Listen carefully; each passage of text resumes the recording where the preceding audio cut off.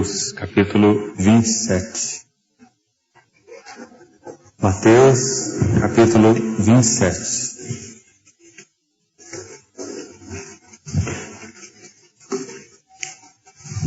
Vamos ver a partir do verso 57, o texto que lemos na reunião anterior, até o final desse capítulo. Mateus 27, 57. Caindo a tarde, veio um homem rico de Arimateia, chamado José, que era também discípulo de Jesus. Este foi ter com Pilatos e lhe pediu o corpo de Jesus. Então Pilatos mandou que lhe fosse entregue. E José, tomando o corpo, envolveu-o num pano limpo de linho e o depositou no seu túmulo novo, que fizera abrir na rocha.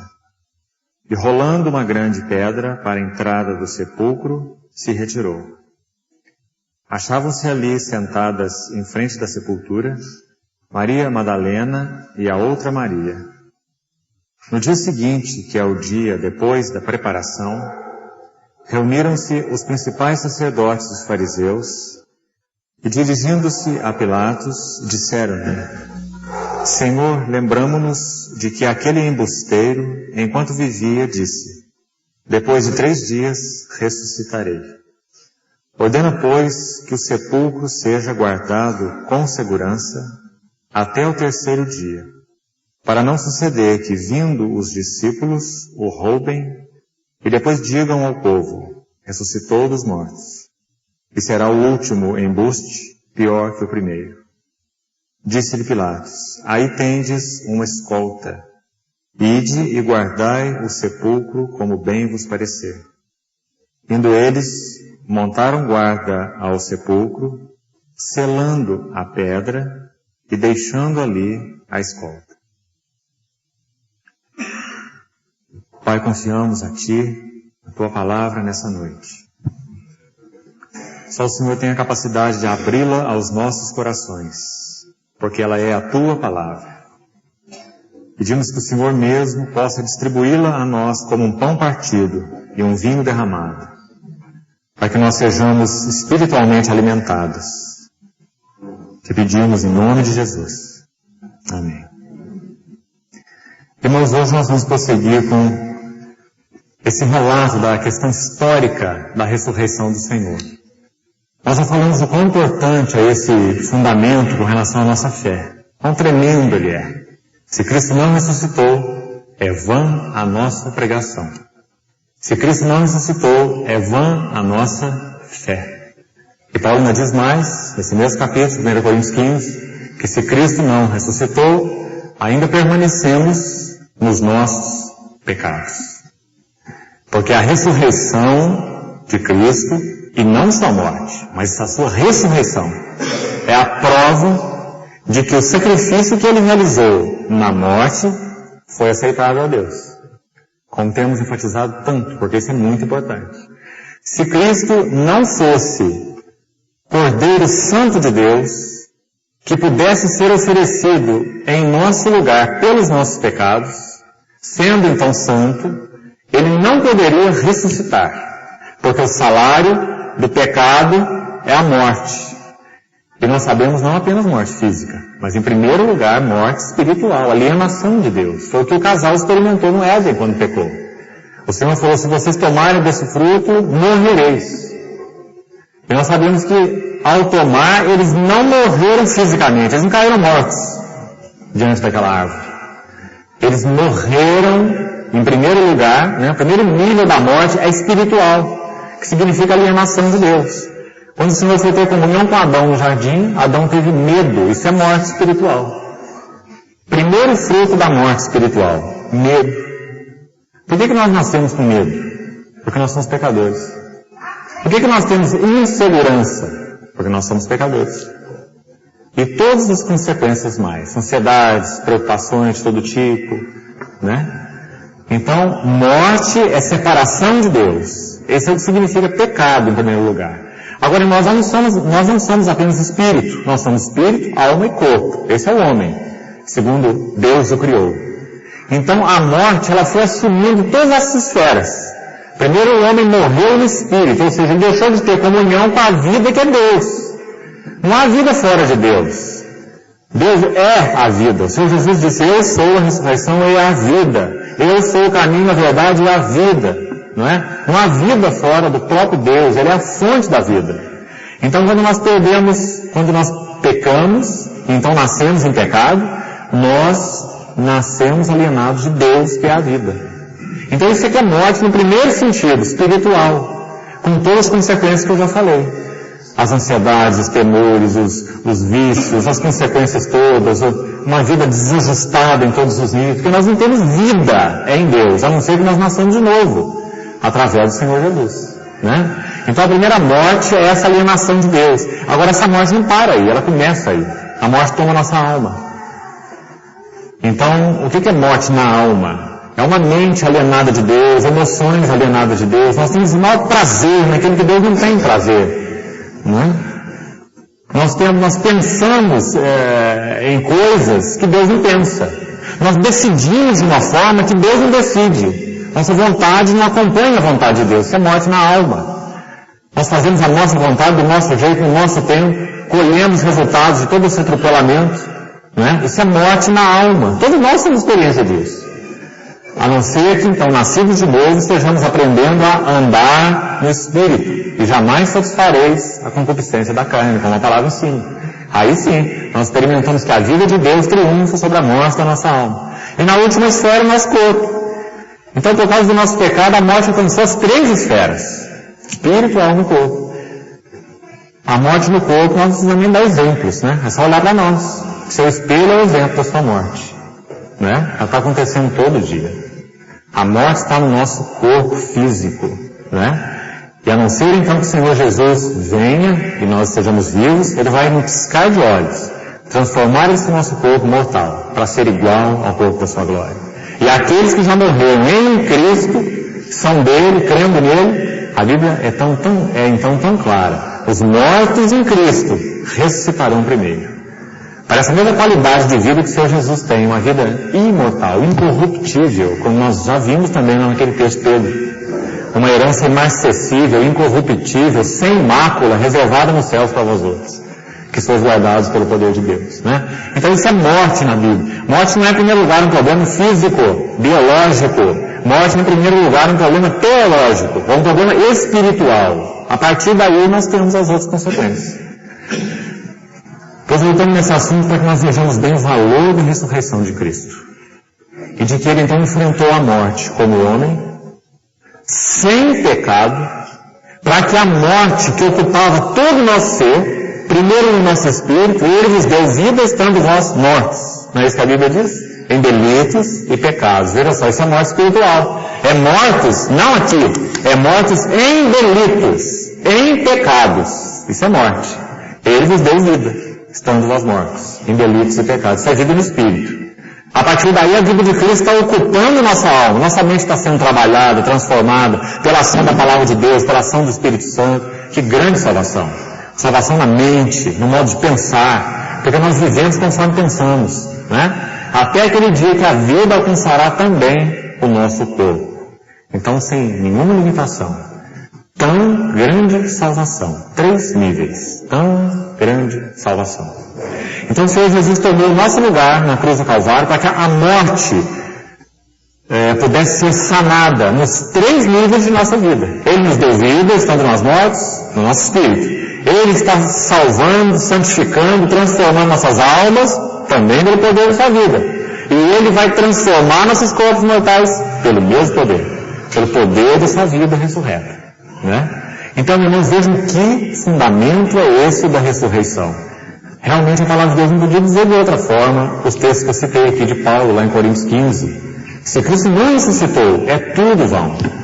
Tudo é vão. Comamos, bebamos, vivamos da melhor maneira possível, cada um fazendo o que dá na cabeça, porque amanhã nós morreremos e tudo acabou. Né? Então, se Cristo não ressuscitou, é vã a nossa fé. Vã a nossa pregação. Vã toda a nossa vida. E ainda permanecemos nos nossos pecados. Então, que fundamento é esse da ressurreição? Como eu disse para os irmãos, ele é um alicerce ligado a dois outros. É a ressurreição que nos garante a justificação, que foi o que eu já toquei, o alicerce anterior. Sem ressurreição não tem justificação nenhuma, para nenhum de nós. Cristo ressuscitou, Romanos 4:25, para a nossa, ou por causa da nossa justificação. É isso que está escrito lá em Romanos 4:25. E o próximo alicerce que nós ainda vamos estudar em outras reuniões. Porque Cristo ressuscitou, nós temos o Espírito Santo habitando em nós. Se Cristo não tivesse ressuscitado, nada do Espírito Santo para nós. Ele não poderia habitar em nós. Porque aquele sacrifício de Cristo então não foi aceitável. Ele foi retido pela morte. Então ele não tinha nada para nos dar. O Espírito Santo não poderia ser derramado sobre a igreja. Porque Cristo está morto. E morto em pecado. E retido pelos grilhões da morte. Né? Mas não foi isso que aconteceu. O apóstolo Pedro, aquele Pedro covarde, aquele Pedro medroso, negando o Senhor, quando compreendeu a ressurreição, o Espírito derramado sobre a igreja, ele se coloca diante daquelas autoridades do Sinédrio, pregando exatamente esse alicerce. E dizendo assim, olha, esse Cristo não foi retido pela morte, porque era impossível que ele fosse retido por ela, porque ele é o Santo de Deus. O seu corpo não experimentou corrupção. Davi, o nosso patriarca, é figura dele. Ele pregou assim, Davi é figura dele. Se você quiser visitar o túmulo de Davi, é só ir lá, os ossos dele estão lá. Ele diz assim, mas Davi era um tipo desse Davi maior que é o Senhor Jesus, desse Filho de Deus. Então o túmulo de Davi, o nosso pai, nosso patriarca, permanece entre nós. Mas o túmulo do nosso Senhor está vazio. Deus ressuscitou o Senhor Jesus, Pedro falou assim, do que todos nós somos testemunhas. E ele foi não só ressuscitado, mas exaltado à destra de Deus.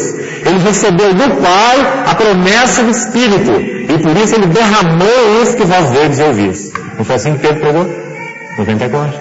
Os irmãos estão vendo que o derramamento do Espírito Santo é consequência da ressurreição. Né? Então, irmãos, nós não estamos aqui chovendo no molhado. E nem apenas passando por mais um dos alicerces da vida da igreja. Nós estamos tocando no central, no mais fundamental. Ainda mais fundamental do que a justificação pela fé, ou qualquer outro. A ressurreição de Cristo. Por isso nós nos propusemos a examinar o conteúdo doutrinário, mesmo que rapidamente, o conteúdo teológico dessa verdade tão gloriosa. Já fizemos isso, tantos aspectos, né? E também começamos na reunião anterior a examinar o conteúdo histórico. É importante, irmão. Nós vimos um texto aqui cheio de detalhes históricos, ricos. Quem sabe vocês já leram esse texto e talvez não tenha visto nada nele, a não ser um breve relato.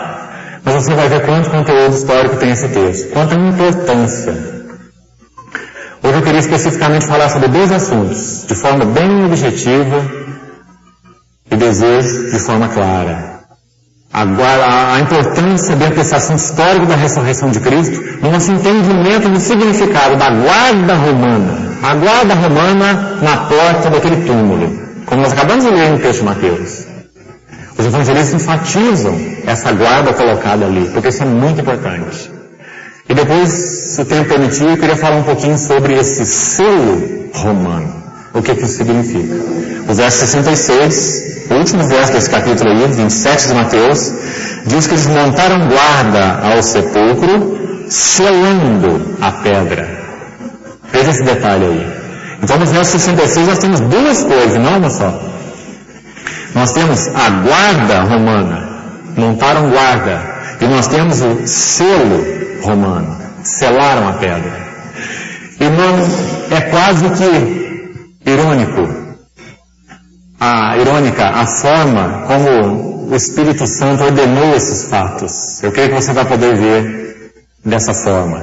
Como que eles tiveram toda aquela prepotência, essa grande potência chamada Império Romano, com essa máquina de guerra chamada Guarda Romana, nós vamos procurar ver alguns detalhes, tomando todos aqueles cuidados em colocar ali aquela guarda naquela porta.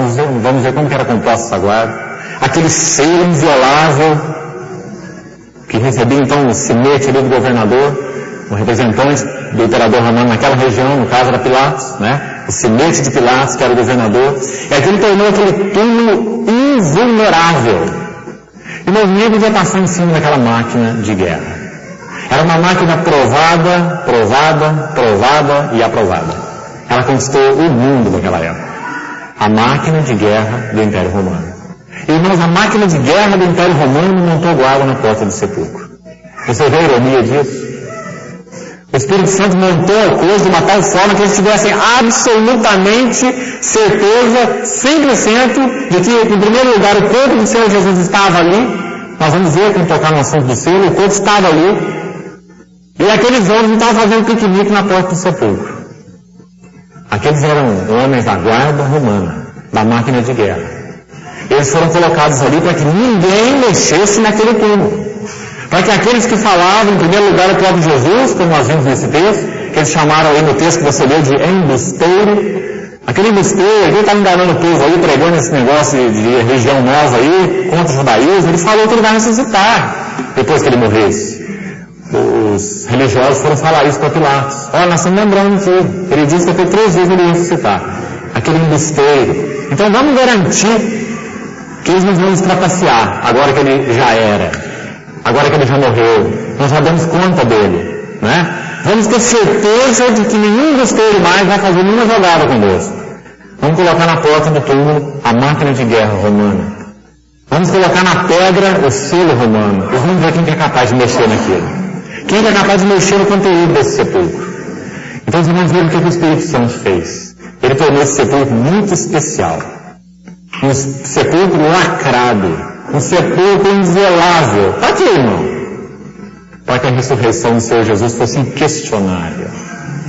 Para que as testemunhas ficassem absolutamente claras. Para que eles tivessem que usar dinheiro para subornar a guarda, para mentir diante do que eles viram.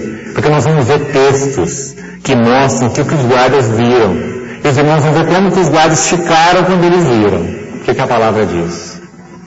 Então eu queria analisar um pouquinho essas duas coisas hoje. Primeiro a guarda romana. E depois o selo romano. Então vejam que esse versículo 66, volte lá e preste atenção na sua Bíblia. Ele fala de duas coisas. Indo eles, montaram guarda ao sepulcro, selando a pedra e deixando ali a escolta. Se você pesquisar, estudar o assunto, como tem procurado fazer, é muito interessante você estudar esse assunto do ponto de vista histórico, porque você vê historiadores que não são cristãos falando, as pedras clamando, não são cristãos, não confessam Jesus como Senhor, mas eles são obrigados, como historiadores honestos, a analisar os fatos. E se tiver tempo no final, eu quero ler para você um relato que fiz questão de trazer por escrito de um historiador secular, ele não é cristão, sobre a investigação dele a respeito da ressurreição de Cristo. Qual a conclusão que ele chegou? Um historiador secular. Porque é muito impressionante, irmão. Nós precisamos, como cristãos, estarmos claros do que o Espírito Santo fez. nenhum túmulo era guardado por escolta romana. Nenhum túmulo tinha selo romano. Só o do Senhor Jesus. Esse era um túmulo único, um túmulo singular. Alguma coisa tinha que ser feita ali para se preservar a integridade da nação judaica. E para se preservar a integridade política do Império Romano. Aquele homem tinha que ficar ali dentro, para que eles não tivessem problema. Ninguém podia mexer ali, ninguém podia tirá-lo dali. Para que esse cristianismo, entre aspas, incipiente, cristianismo ali, inicial, na vida daqueles discípulos, não se propagasse. Porque aquilo era uma loucura para a cabeça deles. Há um só Deus que é Jeová, e esse Jeová não pode se fazer carne, esse Jeová não pode se fazer homem. Dizer que Jesus é o próprio Jeová, isso é uma blasfêmia. Por isso que os judeus matavam os cristãos. Entre eles o apóstolo Paulo, Saulo de Tarso. Porque dizer que Jeová se fez carne é blasfêmia. Porque Jeová é Deus. Como que Deus pode se fazer carne e habitar entre nós? Como João disse. Então eles queriam massacrar o cristianismo ali a sua origem. Irmão, antes da gente entrar nos detalhes, veja então o que o Espírito Santo fez com esse túmulo, como eu já mostrei na reunião anterior, aqueles detalhes todos. Veja o que o Espírito Santo fez colocando essa guarda na porta, usando, é claro, as próprias autoridades prepotentes ali, usando o sinédrio, usando os sacerdotes, todos aqueles entendidos, preocupados com o corpo do Senhor. O Espírito Santo colocou todo mundo para trabalhar. Não é? Vamos trabalhar, gente. Coloque aí toda a sua segurança possível Porque o Senhor Jesus então iria ressuscitar. O Espírito Santo queria deixar isso muito claro, de uma forma inquestionável. Então as autoridades trabalharam, religiosos, foram lá numa autoridade política em Pilatos, pediram para Pilatos, dá uma escolta para nós, precisamos guardar esse túmulo. Então a autoridade política também trabalhou, tudo perfeito, para que o fato da ressurreição fosse então claramente evidenciado e claramente comprovado. Esse é o nosso Deus. Não é um Deus de trás do pano, não é um Deus que faz as coisas de uma forma enrustida. Ele é um Deus que declara o que Ele é.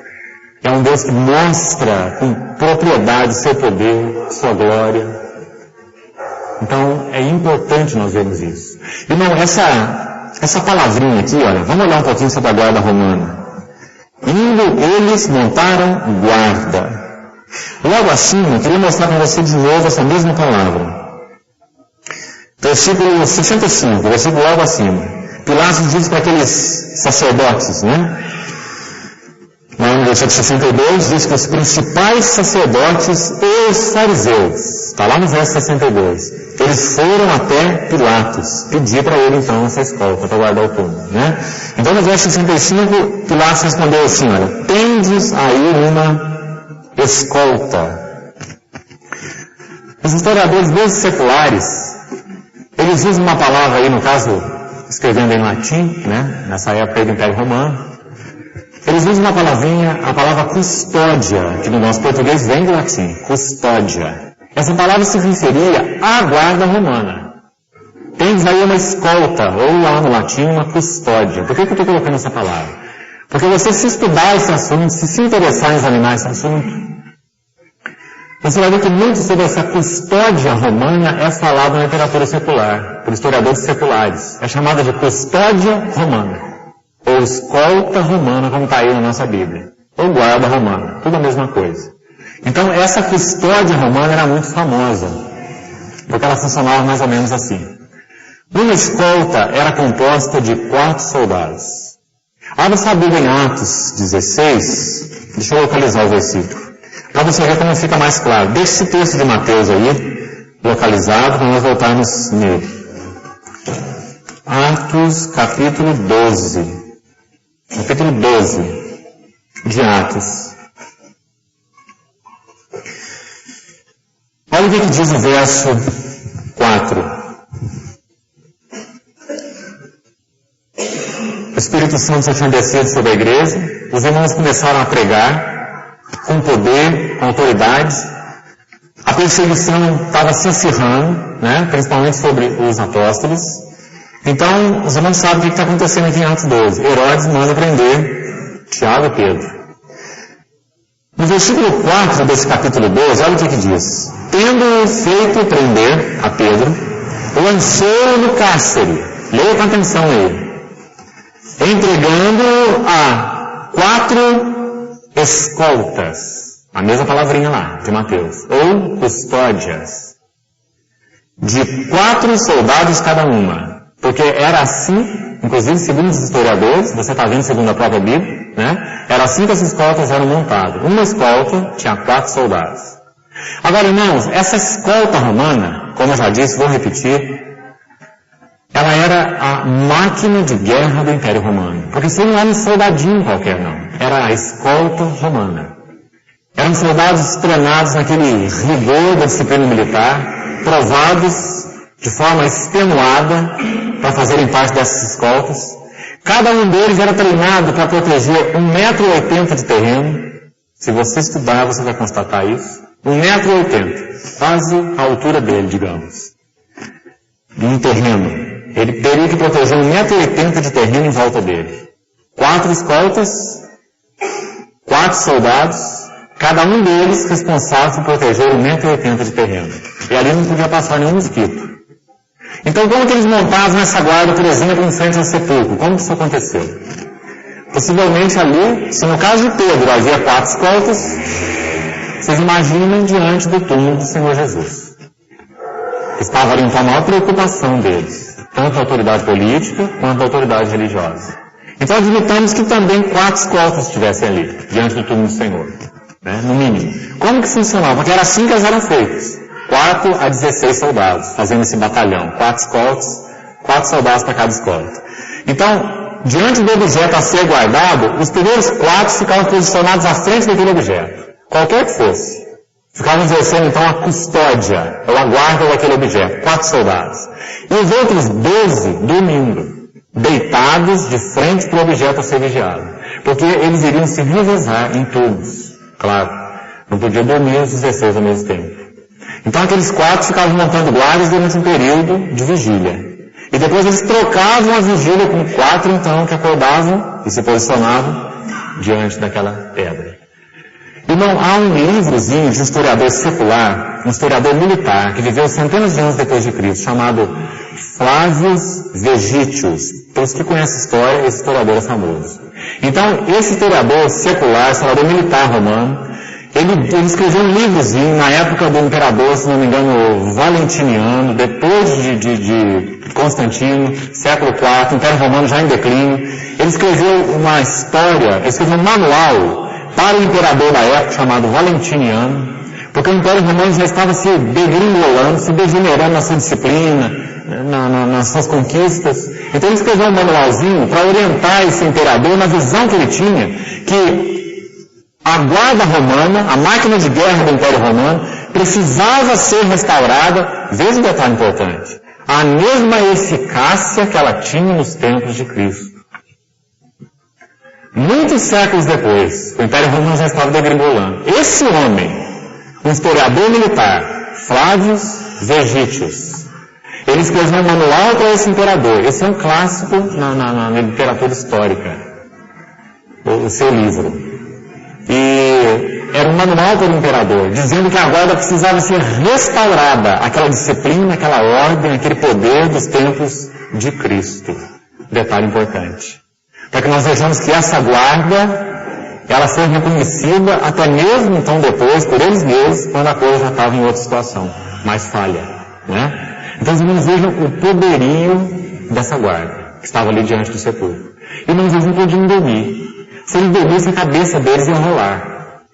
Eles só dormiam assim, eles dormiam em turnos, em vigílias, porque ninguém pode dormir vigiando alguma coisa, muito menos a guarda romana, a custódia romana. Não é? Eram homens treinados para isso. Agora, os irmãos sabem que eles foram subornados pelos sacerdotes para dizer exatamente isso. Que eles dormiram e que então vieram os discípulos e roubaram o corpo. E nós já vimos a tolice dessa argumentação.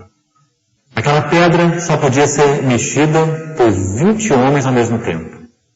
Aquela pedra não foi só arrastada da boca do túmulo. Ela foi levada para longe do túmulo. Tirada para fora daquela canaleta, como eu já expliquei, onde ela corria para fechar a boca do túmulo. Porque não foi o homem que fez isso.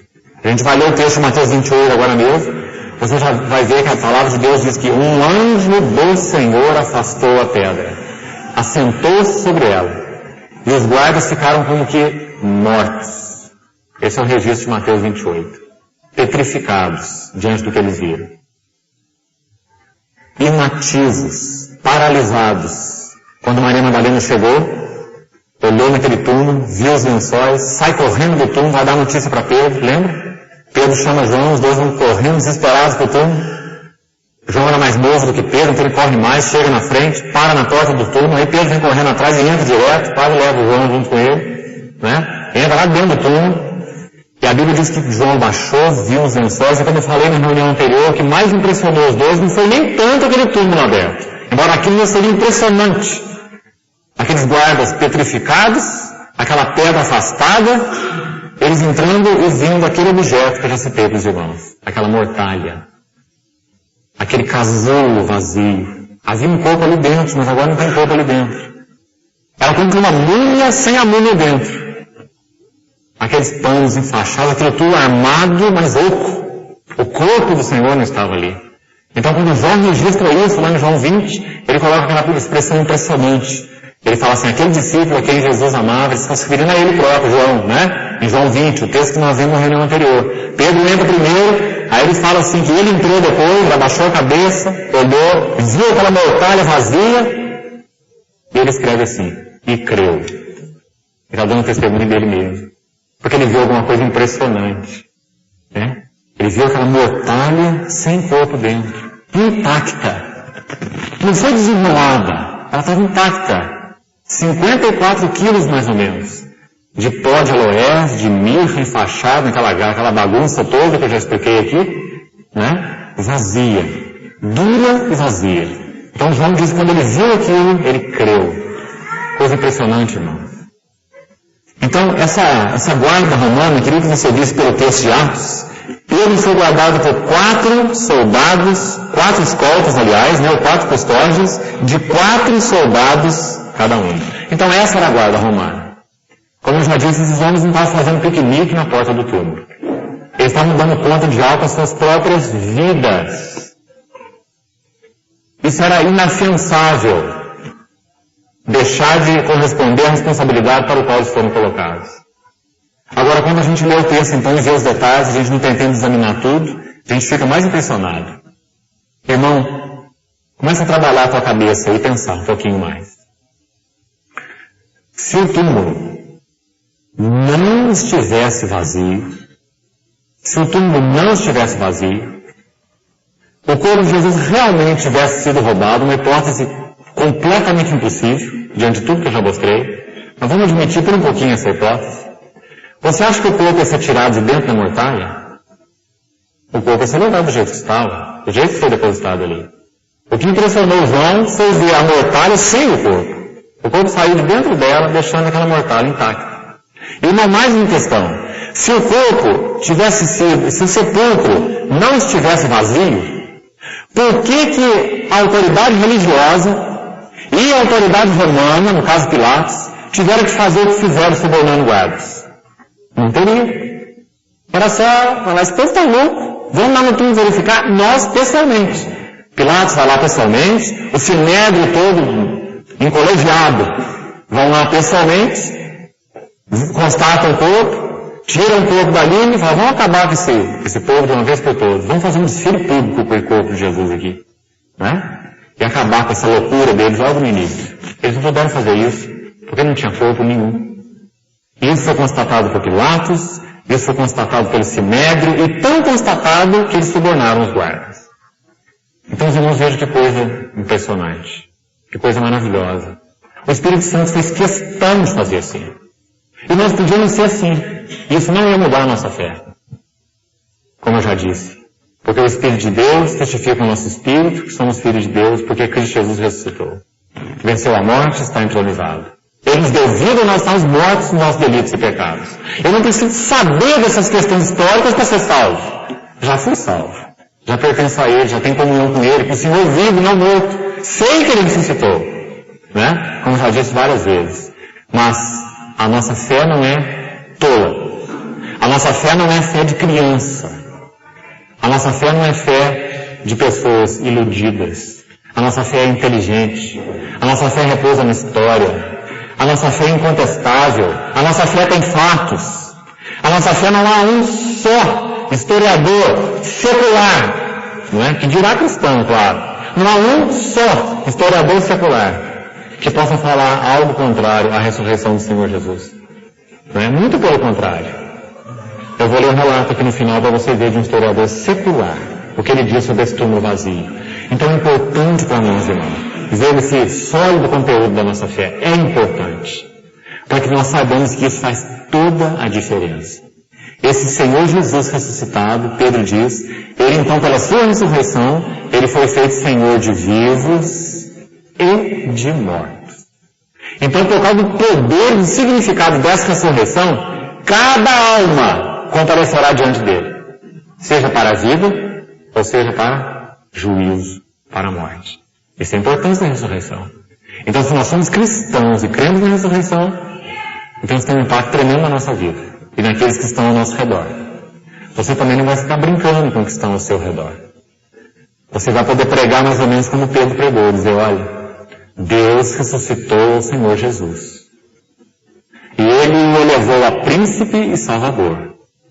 E Ele concede agora tempos de arrependimento e de confissão.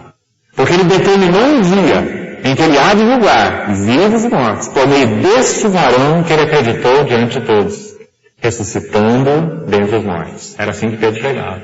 Pedro ligava toda a responsabilidade humana à ressurreição. É porque Ele ressuscitou que nós somos responsáveis. Você não pode ficar em cima do muro diante de Jesus. Você pode ficar diante de Buda. Você pode ficar diante de Maomé. Ou qualquer outro. Mas diante de Jesus não. Diante de Jesus não existe neutralidade. Porque Ele ressuscitou. Então Ele é juiz de vivos e de mortos. Né? Essa é a diferença da nossa pregação evangélica, cristã.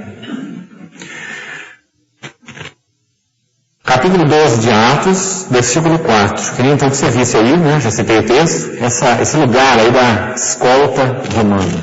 Veja por que eles tiveram que fazer o que fizeram. Exatamente porque ela era o que era. Impenetrável, invulnerável. É óbvio que esses homens não dormiram. Eles nem falaram para os líderes religiosos que eles dormiram. Eles não falaram nada disso. Essa é a invenção da cabeça dos religiosos. Se você prestar atenção lá no texto de Mateus, né? Vamos voltar lá? Olha lá. Mateus. Deixa eu localizar aqui. Capítulo 28, versículo 11. Vamos ver esse texto aqui. E continue prestando bem atenção. Mateus 28, versículo 11. Indo elas, as mulheres que viram o sepulcro aberto, eis que alguns da guarda foram à cidade. Olha uma expressão interessante aqui nesse verso 11. Alguns da guarda. Você está vendo que é uma expressão bem coletiva, né? Essa guarda não era aí de 3 ou 4 soldados, não. Alguns da guarda. Para ir lá, não foram nem todos. Foram alguns. Porque eles não podiam abandonar o lugar da escolta, da guarda. Não saiu a guarda inteira apavorada, não. Podia até ter saído, se fosse o caso, diante do quadro que eles viram, né? Ficaram ali como mortos, como diz o texto, mas não saíram, porque não podiam sair. Ia piorar ainda mais a situação deles. Então, alguns foram lá falar o que aconteceu, outros ficaram. Então, vejam detalhes que são importantes, né? Para você ver a disciplina deles e como esse povo foi guardado. Alguns da guarda foram à cidade e contaram aos principais sacerdotes tudo o que sucedeu. Esse verso 11 é muito precioso, irmão. Sabe por quê? Você não pode ler a Bíblia como um livro qualquer. Indo ela, às vezes que alguns da guarda foram para a cidade e contaram aos sacerdotes tudo o que sucedeu. E pronto. Você precisa mentalizar a situação. Você precisa ver o que está acontecendo nesse versículo. Tem muita coisa acontecendo aí dentro do versículo só. Sabe por quê? Volta um pouquinho no texto. Mateus 28. No findar do sábado, primeiro versículo. Ao entrar no primeiro dia da semana, Maria Madalena e a outra Maria foram ao sepulcro, ver o sepulcro. Agora olha aqui o verso 2. E eis que houve um grande terremoto. Primeira coisa. Porque um anjo do Senhor desceu do céu, chegou-se, removeu a pedra. Nós já vimos como que João, que é o último que usa essa expressão, removeu. O que ele fala dessa pedra? Que a pedra foi, ele usa airou, lembra? A pedra foi levantada e levada para longe. Ele não só arrastou, não. Ele levantou e levou para longe. É a palavra que João usa. O anjo do Senhor desceu, chegou-se, removeu a pedra e assentou-se sobre ela. Olha a cena, irmão. Olha a cena do versículo 2. Agora olha a cena do versículo 3. O seu aspecto era como um relâmpago e a sua veste alva como a neve. Agora olha a cena do verso 4. E os guardas tremeram espavoridos e ficaram como se estivessem mortos. Uma paralisia nos guardas. Essa foi a cena. Agora, os irmãos, imaginem esses guardas, alguns da guarda, como a gente leu lá no verso 11, alguns da guarda saindo e dando essa notícia para os religiosos, para os saduceus. Imagina eles contando isso. Com que palavras será que eles contaram uma cena dessa? Não é? Desceu um anjo, um barulho tremendo, arrastou aquela pedra, sentou em cima dela, nós ficamos ali, queríamos mexer, mas não conseguimos mexer. Nós ficamos endurecidos, paralisados, petrificados. E a Maria chegando, examina, só a Maria que andava ali. Né? Os guardas estavam tudo paralisados. Maria entra, Madalena, dá uma olhada no túmulo, vê que o Senhor não estava ali, sai correndo também, apavorado. Né? E os guardas lá, como mortos, petrificados. Aí depois eles saem daquele estado, alguns ficam na porta do túmulo e outros saem correndo e vão lá para o sinédrio. Sabe por que eles foram correndo para o sinédrio, não? Porque se eles fossem correndo para Pilatos, eles iam morrer. Porque eles eram responsáveis por aquilo. Não importa o que aconteceu, eles eram os responsáveis. Então eles foram para as autoridades religiosas, porque eles foram buscar socorro. Então no versículo 12 diz assim, eles contaram para eles tudo o que aconteceu. Aí no verso 12 diz, reunindo eles em conselho. Olha a gravidade da situação. Reuniu o conselho do Sinédrio. Fizeram tudo o que puderam para nada acontecer, nada ter problema. Né? Agora tiveram um problema tremendo. Porque o Senhor venceu a morte.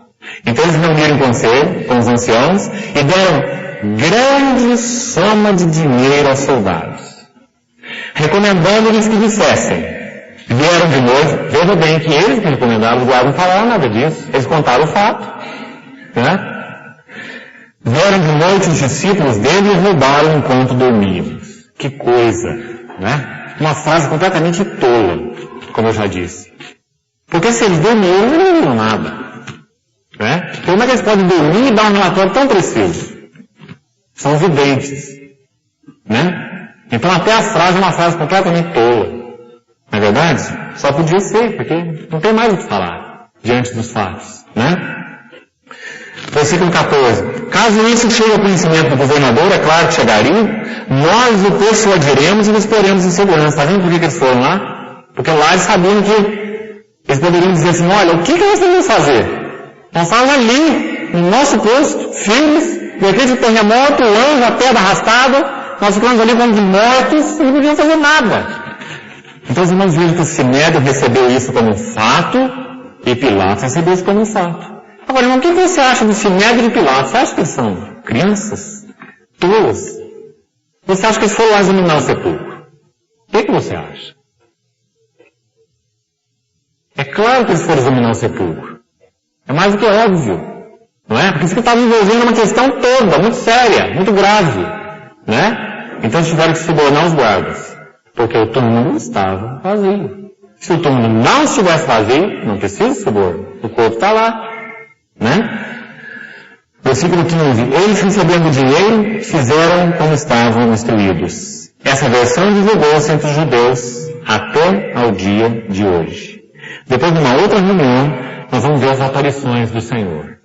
A pessoas específicas, a oposição dele, Saulo de Tarso, Tiago, irmão dele. Queria mostrar para os irmãos a importância também dessas aparições do Senhor ressurreto, que comprova a sua ressurreição. Nós vamos chegar lá. Ele apareceu para Saulo de Tarso, inimigo. Saulo seria o primeiro a desmascarar essa situação. Eu sou um judeu de judeus. Eu creio em Jeová, não creio em Jesus. Jesus para mim não é nada. Jeová que é tudo. Esse é Saulo de Tarso. Então Jesus ressurreto, esse mesmo que saiu do túmulo, Jesus, ele aparece a Saulo e fala assim, Saulo, eu sou Jesus, a quem tu persegue. Eu sou o Senhor. Paulo, ou Saulo, faz a pergunta no hebraico, usando a palavra Yahvé. Quem és tu, Senhor? Quando ele cai naquela estrada. Quem és tu, Yahvé? Quem és tu, Senhor? Então ele ouve a voz, eu sou Jesus. Aí ele compreendeu tudo. Que Jeová é Jesus. Nós vamos ver um pouquinho depois também sobre a expressão de Tiago, irmão de Jesus. Tiago era um descrente, ele não cria no seu irmão. Achava que o seu irmão estava louco, os irmãos dele. Não criam nele. E você vai ver que a Bíblia diz que Jesus, ressuscitado, apareceu pessoalmente em uma ocasião a Tiago, o irmão dele. O irmão na carne. Não é Tiago o apóstolo, não. O irmão de João, não. O filho de Zebedeu, não. É Tiago, o irmão dele, irmão na carne, filho de Maria. O que escreve aqui o livro de Tiago. Nossa epístola de Tiago aí. É do irmão de Jesus, o meio-irmão de Jesus. Jesus aparece a ele. E quando ele vai escrever sobre Jesus na epístola dele, no capítulo 2, ele fala assim, não tenhais a fé em nosso Senhor Jesus Cristo. Ele fala assim no meu irmão. Né? Porque ele vê quem que é esse seu irmão. Não tenhais a fé em nosso Senhor Jesus Cristo, a glória. A nossa Bíblia diz Senhor da glória. Ele achava que o irmão dele era louco. Não cria no irmão dele. Mas quando o irmão dele, entre aspas, né, o Senhor Jesus, Senhor da glória, apareceu ressuscitado a ele, tudo se tornou claro. Tiago viu que ele é o Senhor da glória. Quando ele começa a sua epístola, ele não fala que ele é o meio-irmão do Senhor Jesus. Nada disso. Ele fala assim, Tiago, servo do Senhor Jesus. Aquele que ele caçoava, que ele achava que estava louco, porque ele estava dizendo que era filho de Deus. Tiago falou assim, meu irmão é demente. Ele fala que ele é filho de Deus, ele é filho da minha mãe. Mas ele fala que é filho de Deus. Né? E a Bíblia diz, nem mesmo seus irmãos criam nele. Não é assim? Mas então, ressuscitado, ele aparece a Tiago. E quando Tiago vai escrever dele, ele diz assim, ele é o Senhor Jesus, o Senhor da glória. Coisa importante, irmão. Então você vê quantos detalhes ligados à ressurreição, até na vida dos opositores. Você veja como que a coisa foi feita para que houvesse um pleno testemunho da ressurreição de Jesus. Seja pelos discípulos, seja pela guarda, seja por Pilatos, seja por Sinédrio, seja pelos opositores. Todo mundo. Uma prova substanciosa da ressurreição do Senhor, porque isso é o fundamento da nossa vida cristã. Né? A gente tem 10 minutos só. Eu queria falar um pouquinho sobre esse selo romano. Vamos voltar lá. Mateus 27, 66. O que era selo romano? Para a gente entender. Quem sabe um texto aqui a mais vai nos ajudar a compreender um pouquinho. Deixa marcado aí Mateus. Abra sua Bíblia lá em Daniel. Daniel, capítulo 6. Só a guarda já era uma coisa tremenda, né? Mas houve alguma coisa mais do que a guarda na frente daquele túmulo. Houve a guarda e o selo. Selos romanos, irmãos, funcionava assim. No caso do sepulcro. Eles esticavam uma corda na frente da pedra. Uma corda. E numa ponta da corda e na outra ponta, eles colocavam uma argila especial chamada argila de lacração. Para se lacrar. Então eles colocavam uma ponta da corda de um lado e na ponta da outra. Aquela corda passava na frente da pedra. Aquela argila cimentava a corda. Uma ponta de cá, uma ponta de cá. Não estão entendendo, né? E em cima dessa argila era batido o sinete do governador. Sinete, a marca do governador. Aquele selo era inviolável. Era um lacre. Ninguém podia arrancar aquela pedra sem quebrar aquele selo. Porque o lacre era de argila com sinete do governador. Esse era o selo. Agora, qual é o significado do selo? Se fosse quebrado, aquelas pessoas pagariam com a própria vida. Aquele selo era inviolável. Então, olha em Daniel capítulo 6, fala um pouquinho desse selo. Claro, anterior ao Império Romano, né, que a gente está no Império Persa, com Dario, mas o selo é o mesmo, a história é a mesma. Olha lá em Daniel 6,17. Daniel foi colocar naquela cova dos leões, não foi? A pedra tampou a boca da cova, não é assim? E lá em Daniel 6,17 diz assim, olha, foi trazida uma pedra e posta sobre a boca da cova. Agora olha o selo aí. Selou-a o rei com seu próprio anel. Assim que era feito. E com um dos seus grandes. Agora veja uma explicaçãozinha aí, ó. Para que nada se mudasse a respeito de Daniel. Interessante a própria palavra de Deus nos ajudar, né? Na interpretação desses assuntos. Aí mostra muito bem para que serve o selo. A pedra foi colocada, o selo foi colocado, então está lacrado. Daniel não sai dali. A não ser como ele saiu, né? A não ser que um anjo do céu venha e feche a boca dos leões. Não é isso? E também Jesus não sai daquele túmulo. De jeito nenhum. A não ser que algo aconteça. A não ser que aquele que disse assim, eu sou a ressurreição e a vida, ressuscite. Não tem outra forma dele sair dali. Para que nada se mudasse a respeito de Daniel. Então você deve dizer que esse é o valor do selo. Por isso que Mateus 27 enfatiza. Olha lá no texto. Mateus 27, 66. Montaram guarda ao sepulcro, selando a pedra. Veja essa expressão aqui é importante por isso. Por causa do valor desse selo. Para que nada mude, ninguém toque, ninguém mexa. Isso aqui é um ultra secreto, né? Um ultra guardado, um ultra protegido, selando a pedra. Então, irmãos, os túmulos não eram selados assim. Na grande maioria. Alguns sim. E túmulos guardados com guardas nenhum. O túmulo do Senhor foi especial em todos esses sentidos. Né? Exatamente por causa dessas questões. Então a finalidade do selo é essa autenticação. Agora, como é que ela era feita, irmãos? Se os guardas, olha a honestidade da situação. Se os guardas, ou a escolta, que ia guardar aquele objeto, não pudesse constatar o objeto, ela não seria responsável. Fosse ele qual fosse. Qualquer objeto que então a escolta fosse colocada para guardar, qualquer objeto precioso. Aqui no caso era o corpo de Cristo. Esse corpo morto para eles era muito precioso, porque eles tinham receio de que algum embuste pudesse acontecer ali, como nós vimos. Então eles guardaram esse corpo como uma pedra preciosa, não é? Agora esses guardas não guardariam esse túmulo com selo, sem saber essa legislação romana, sem saber o que estava lá dentro. Então eles tiveram que testemunhar que o corpo estava ali, para que depois o selo pudesse ser posto. As autoridades romanas, os próprios sacerdotes, especialmente a guarda. Ela ia guardar o quê? Ela queria ver o que ela ia guardar, porque ela era responsável. Então essa é uma outra questão importante sobre o selo. O selo autentica que o corpo está ali. Você vê a importância nisso? Porque nós podíamos perguntar assim, será que o corpo estava ali mesmo? Será que eles não estavam montando guarda no corpo errado? Será que eles conferiram para ver se era aquele túmulo? Não confundiram o túmulo dos velhos Arimateia com o outro túmulo? Quem sabe é um túmulo do lado, erraram o túmulo por um túmulo. Era o túmulo do lado. Impossível. Porque o túmulo foi selado. Para ser selado, o conteúdo tem que ser examinado. Veja o que o Espírito Santo fez. É um selo de autenticação. Impressionante, né? Como o Senhor montou o fato dentro da história, para que então tudo ficasse tão claro. Vamos ler agora esse texto todo. Eu vou citar para os irmãos aqui literalmente esse relato histórico que eu transcrevi aqui e nós vamos encerrar. Capítulo 28, né? Nós estávamos lendo aqui alguns versículos. Eu queria ler o texto todo com você de novo agora.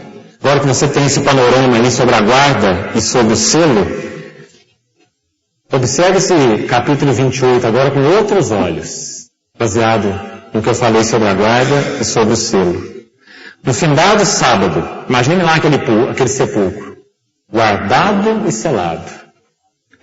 No findado sábado, ao entrar o primeiro dia da semana, domingo, bem pela madrugadinha, como o Senhor falou, Maria Madalena e a outra Maria foram ao sepulcro. Mateus não diz o que Marcos diz e Lucas também, que elas foram preocupadas. Preocupadas com o quê? Você lembra? Quem que ia tirar para elas a pedra da frente do sepulcro? Elas queriam, então, ungir o Senhor com aqueles aromas. Elas não estavam preocupadas nem com a guarda, nem com o selo, que seria muito pior, porque elas não viram isso ser feito. Por que elas não viram? Porque elas viram o corpo ser preparado na sexta-feira. E a escolta foi mandada para guardar o corpo no sábado, no dia seguinte da preparação. Né? Quando eles examinaram, viram que o corpo estava ali, autenticaram e selaram. Isso foi feito no sábado. E as mulheres então não sabiam. Elas estavam preocupadas só com a pedra, que era muito pesada para elas.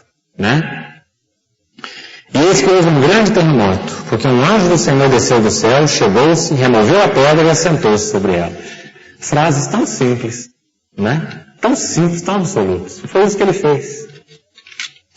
O seu aspecto era como um relâmpago, e a sua veste alva como a neve. Os guardas tremeram espavoridos e ficaram como se estivessem mortos. Mas o anjo, dirigindo-se às mulheres, disse: não temais, porque sei que buscais a Jesus, que foi crucificado. Ele não está aqui. Que frase linda, irmão. Essa é uma frase que resume o cristianismo, né? Ele não está aqui. Ressuscitou, como havia dito. Verso 6 ainda no final. Vinde ver onde ele jazia. Sabe por que o anjo falou isso? Por que você acha?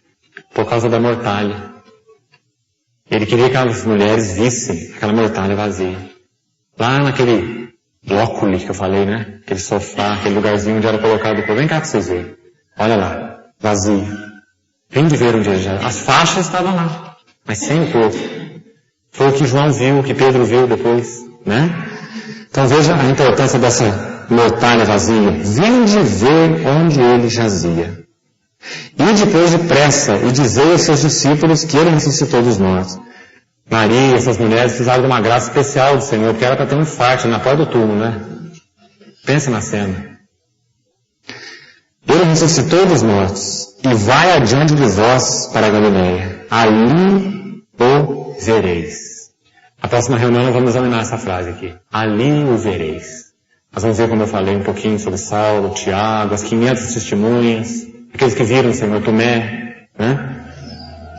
É como vos digo. E retirando-se elas apressadamente do sepulcro, tomados de medo e grande alegria, que paradoxo esse aí, né? Medo e grande alegria, correram a anunciá-lo aos discípulos. E eis que Jesus veio ao encontro delas e disse: salve. E elas, aproximando-se, abraçaram-lhe os pés e o adoraram. Então Jesus lhe disse: não temais, ide avisar a meus irmãos que se dirijam a Galileia e lá me verão. E vendo elas, eis que alguns da guarda foram à cidade e contaram aos principais sacerdotes o que sucedera. Reuniram-se em conselhos com os anciãos, deram grande soma de dinheiro aos soldados, recomendando-os que dissessem: vieram de noite os discípulos dele e o roubaram enquanto dormíamos. Caso isso chegue ao conhecimento do governador, nós o persuadiremos e exporemos em segurança. Eles, recebendo o dinheiro, fizeram como estavam instruídos. Essa versão divulgou-se entre os judeus até o dia de hoje. Seguiram os 11 discípulos para a Galileia, para o monte que Jesus lhes designara. E quando o viram, o adoraram. Mas alguns duvidaram. Jesus, aproximando-se, falou-lhes, dizendo: toda a autoridade me foi dada, no céu e na terra. Esse é o valor da sua ressurreição. Como homem, né? Toda a autoridade me foi dada. Ide, portanto, e fazei discípulos de todas as nações, batizando-os em nome do Pai, do Filho e do Espírito Santo, e ensinando-os a guardar todas as coisas que vos tenho ordenado. Eis que estou convosco todos os dias, até a consumação do século. Rapidamente, abra sua Bíblia em Mateus 15. Só o início desse relato, agora na narrativa de Mateus. Bem rápido vamos ver para a gente terminar. Mateus 16. Aliás, Marcos, né? Marcos 16. Passado o sábado, Maria Madalena, Maria mãe de Tiago e Salomé compraram aromas para irem embalsamá-lo. E muito cedo, no primeiro dia da semana, ao despontar do sol, foram ao túmulo e diziam umas às outras: quem nos removerá a pedra da entrada do túmulo? E olhando, viram que a pedra já estava revolvida. Marcos usa aquela expressão que eu já citei, anaculio, que significa uma pedra rolada para cima, contra a gravidade, pois era muito grande. Entrando no túmulo, viram um jovem assentado ao lado direito, vestido de branco, e ficaram surpreendidas e atemorizadas. Ele, porém, lhes diz: não vos atemorizeis, buscais a Jesus o Nazareno, que foi crucificado. Ele ressuscitou, não está mais aqui. De novo, vede o lugar onde o tinham posto. Mas ide dizer aos seus discípulos e a Pedro, de forma especial. Esse é o Evangelho de Pedro, escrito através de Marcos. Então tem uma notícia para ele aqui, que ele poderia se encontrar com o Senhor, porque ele havia negado o Senhor e não tinha mais falado com ele. Estava ali profundamente triste, né? Então diz os discípulos e para Pedro que ele iria encontrá-los ali na Galileia. Abre Lucas agora, bem rápido. Lucas 24. Lucas 24, os primeiros versículos. No primeiro dia da semana, à alta madrugada, foram elas ao sepulcro levando aromas que haviam preparado. E encontraram a pedra removida do sepulcro, mas ao entrar não acharam o corpo do Senhor Jesus.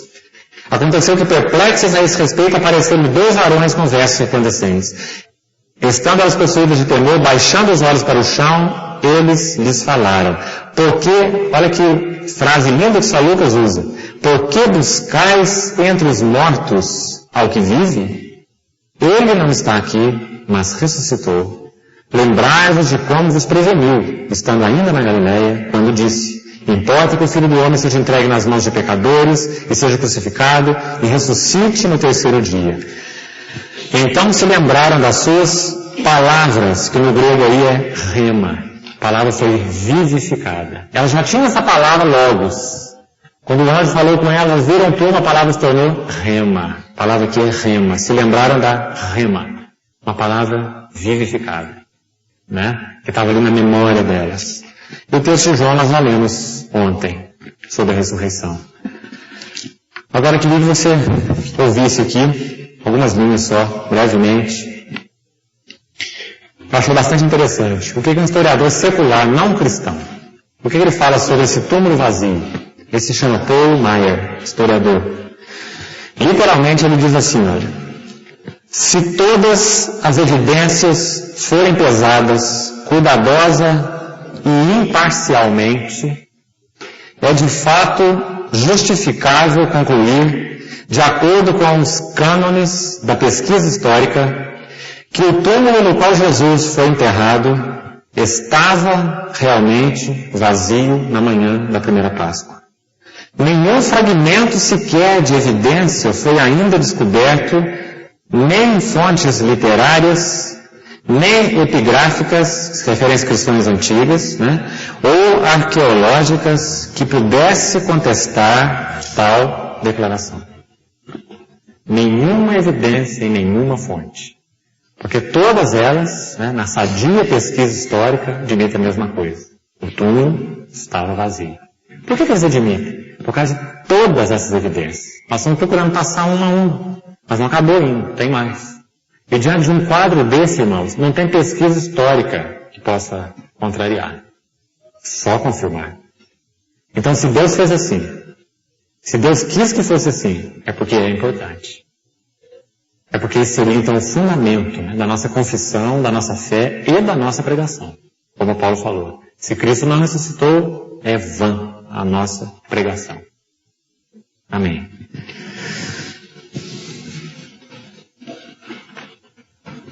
Pai, nós agradecemos ao Senhor, porque o Senhor ressuscitou a Cristo dentre os mortos. Que segurança nós temos, Senhor, nesse fato. Que testificação nós temos no nosso espírito. Que o Senhor vive e reina para sempre. E é juiz de vivos e de mortos. Diante de Ti se dobrará todo joelho e toda língua confessará que Jesus Cristo é o Senhor, para a glória de Deus Pai. Nós desejamos, Senhor, diante do exame desses fatos, pedir ao Senhor que venha encher a nossa fé de conteúdo, de convicção, desse ponto de vista histórico e temporal, inclusive, para que nós possamos, Senhor, em uma única atitude conveniente, adorarmos o Cordeiro que foi morto e que vive pelos séculos dos séculos. Obrigado porque o Senhor arranjou assim na Tua providência todas as coisas. Muito obrigado, Senhor. Muito obrigado porque o Senhor está em nós, habita em nós, nós somos Teus. O Senhor nos justificou, nos salvou, nos redimiu, nos deu o Seu Espírito. Tudo isso porque o Senhor vive, porque o Senhor ressuscitou. Obrigado pela fé que o Senhor depositou em nossos corações. É Tua, vem de Ti, é obra Tua e cresce para Ti. Nós te agradecemos, Pai, em nome de Jesus. Amém.